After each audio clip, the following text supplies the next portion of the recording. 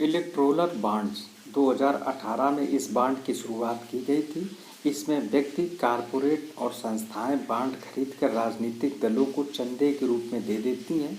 राजनीतिक दल इस बॉन्ड को बैंक में भुनाकर रकम हासिल कर लेते हैं।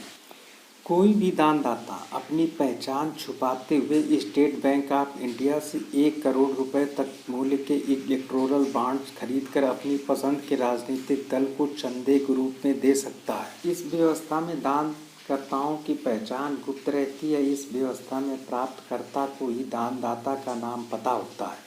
बॉन्ड्स बेचने वाली बैंक को केवल खरीदने वाले का नाम पता होता है। इस व्यवस्था में बैंक को यह पता नहीं होता है कि बॉन्ड्स किस पार्टी को दिया गया है। दानकर्ता को कर में छूट मिल जाती है। आम चुनाव में कम से कम 1% वोट प्राप्त करने वाले राजनीतिक दल को ही इस बॉन्ड से दान मिल सकता है। यह बॉन्ड साल में 4 बार जनवरी, अप्रैल, जुलाई और अक्टूबर में जारी होते हैं। दानदाता बैंक की शाखा से या ऑनलाइन इसे खरीद सकता है। जारी होने की तिथि से 15 दिनों तक ये बॉन्ड्स वैध रहते हैं। ये बॉन्ड्स 1000, 10,000, 1 लाख, 10 लाख और 1 करोड़ के गुणकों में जारी किए जाते हैं।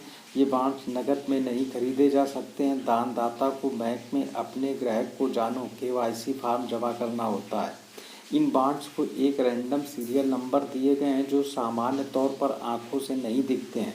बॉन्ड जारी करने वाला SBI बैंक इस सीरियल नंबर के बारे में किसी को नहीं बताता है। कोई भी राजनीतिक दल जो जनप्रतिनिधित्व अधिनियम 1951 की धारा 29A के अंतर्गत पंजीकृत है, आम चुनाव या विधानसभा चुनाव में कम से कम 1% वोट प्राप्त किया हो, भारत के चुनाव आयोग द्वारा बैंक खाता सत्यापित हो।